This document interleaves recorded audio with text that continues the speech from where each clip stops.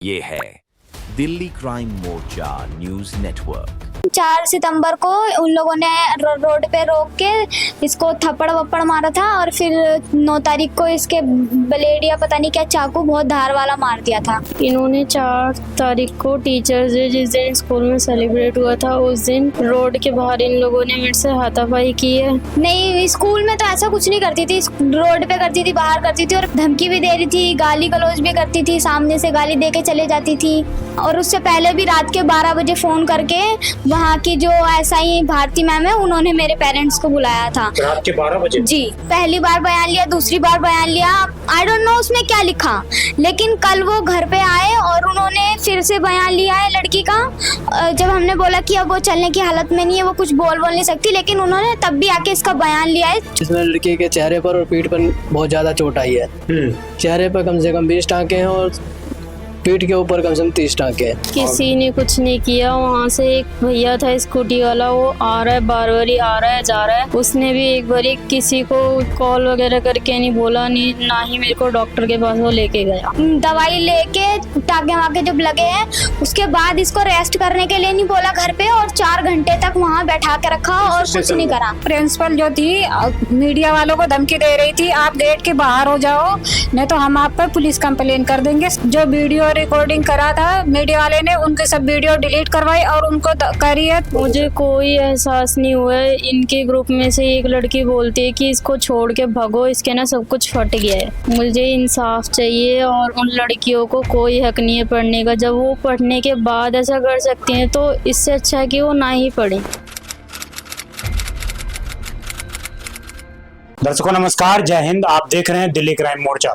दर्शकों, कल से आप लगातार तमाम सोशल मीडिया, इसके अलावा तमाम न्यूज चैनल पर एक सीसीटीवी फुटेज देख रहे होंगे जो लगातार वायरल हो रहा है और दिल्ली पुलिस को खुलेआम चुनौती दे रहा है कि आखिरकार दिल्ली के अंदर ये किस प्रकार की नई पहेली उपज ले रही है।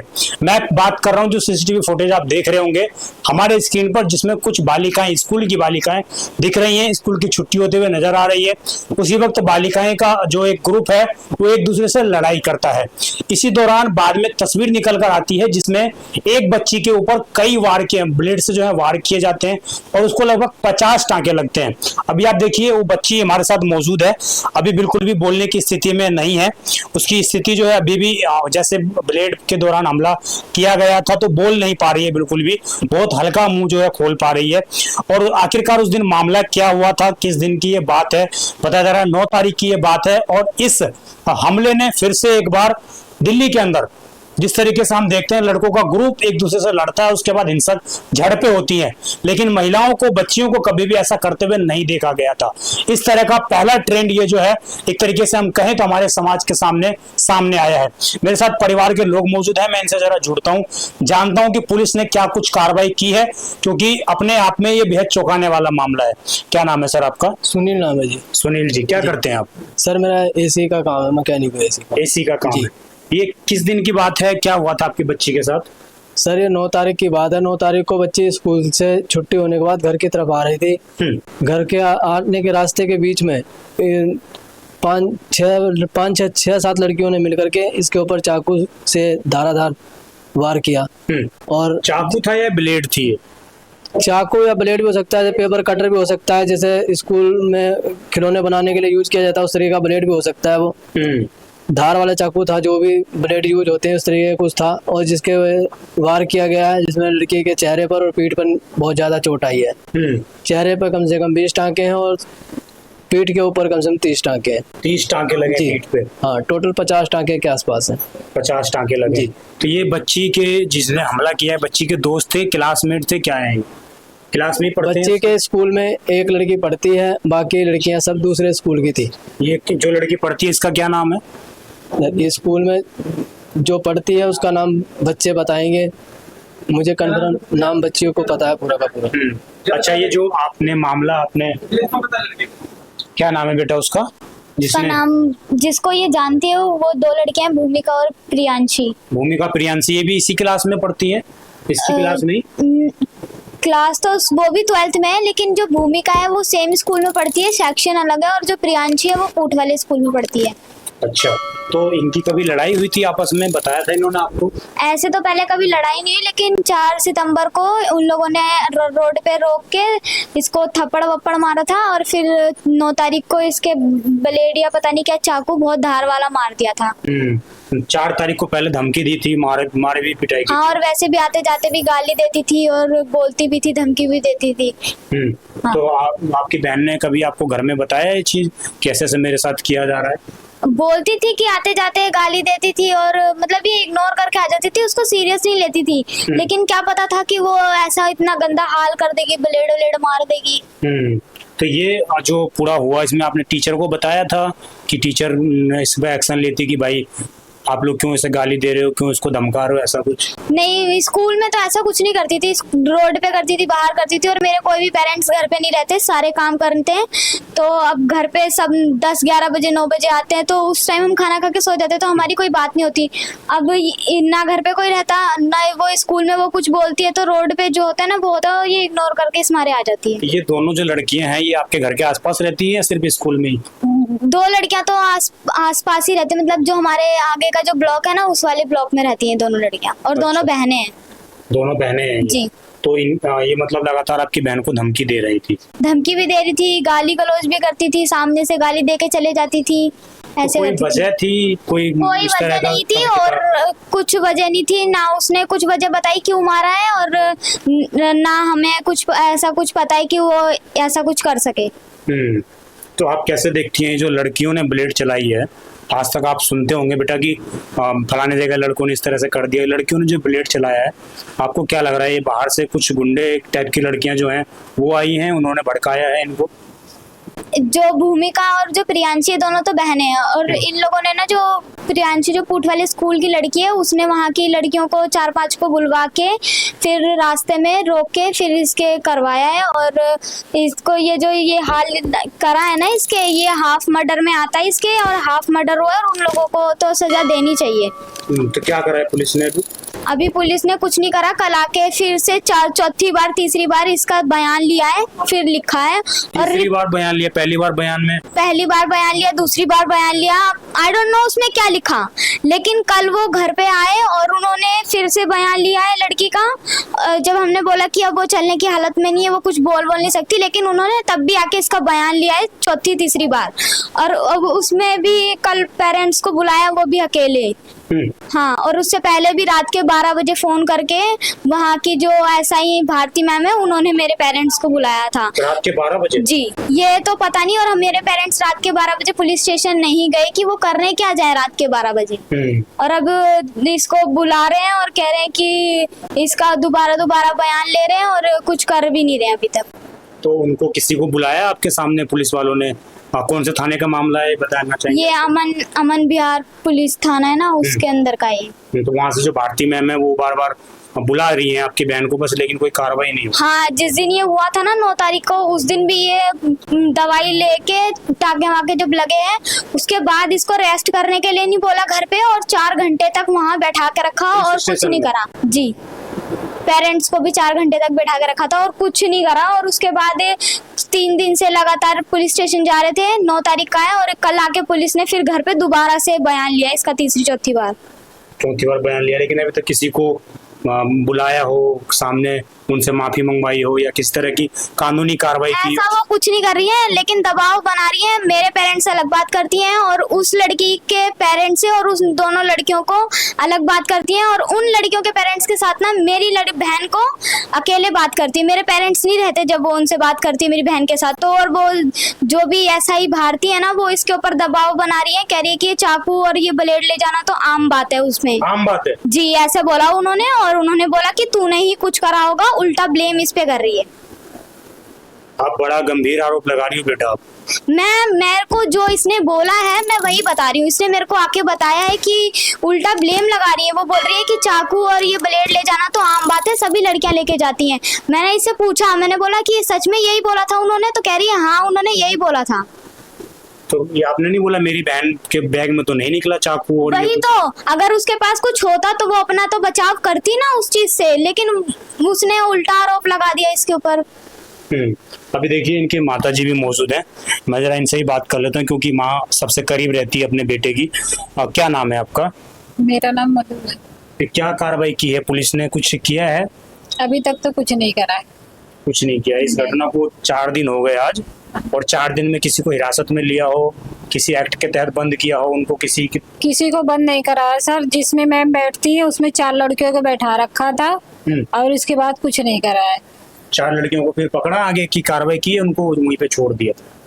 अब ये तो मैं कुछ नहीं कह सकती सर। मैं अपना एफआईआर की कॉपी लेने गई थी। एफआईआर हो गई आपकी? एफआईआर हो गई है सर, अभी तक हमें कोई कॉपी नहीं मिली है। 4 दिन हो गया है।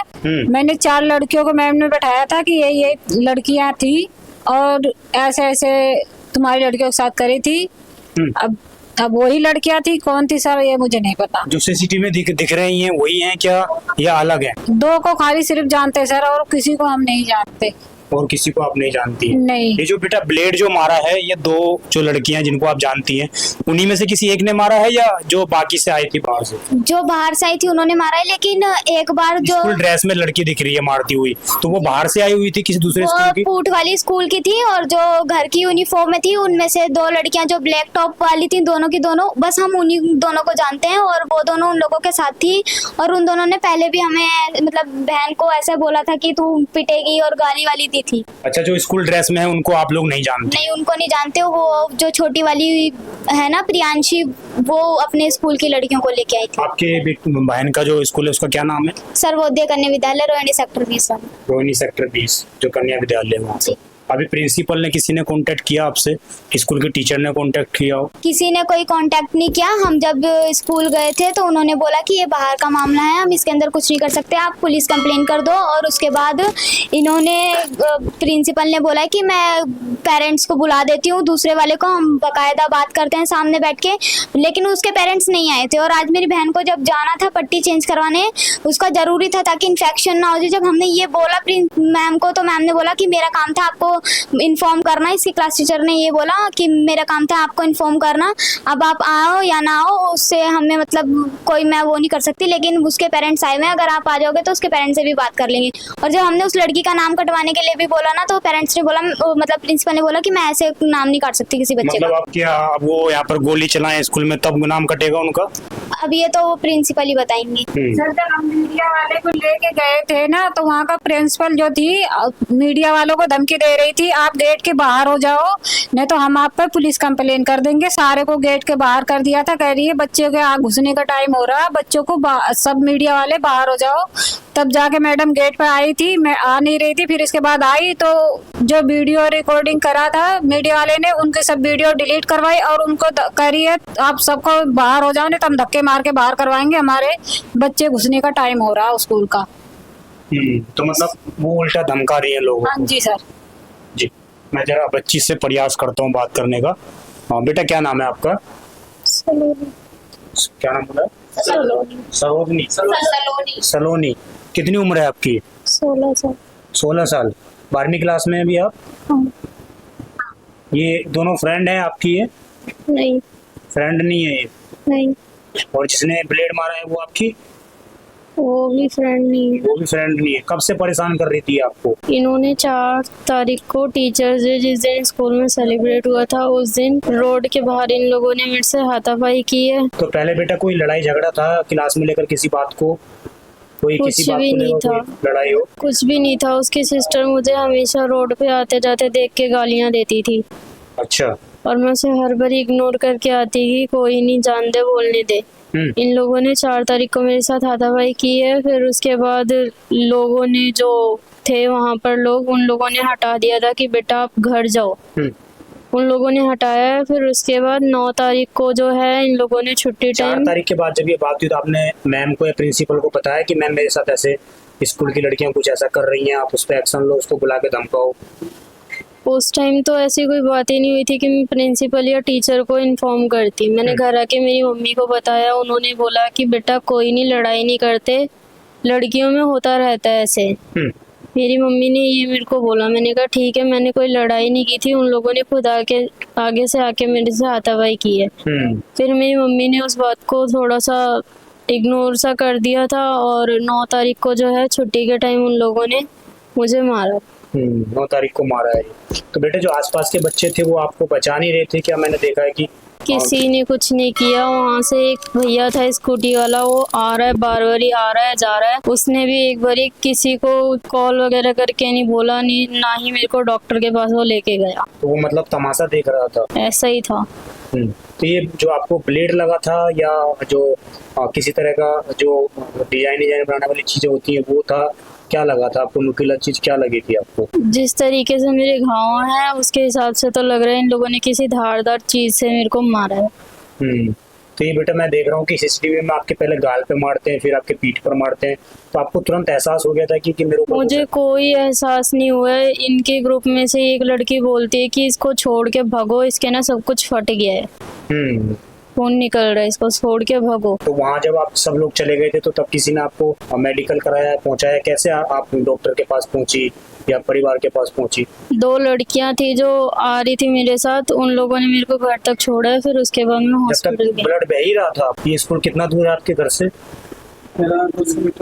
500 मीटर था। 500 मीटर तक आपको किसी ने हेल्प नहीं की रोड पर कि इसके खून बह रहा है? किसी ने कोई हेल्प नहीं की। जो आने जाने वाले लोग थे व्हीकल पे वो कह रहे हैं बेटा इसे घर ना ले जाके आप लोग इसे डॉक्टर के पास लेके जाओ। लेकिन वो लोग खुद नहीं आए कि चलो हम छोड़ देते हैं डॉक्टर के पास? किसी ने कोई हेल्प नहीं की। तो अभी पुलिस से क्या चाहती हैं आप? क्या कार्रवाई चाहती हैं?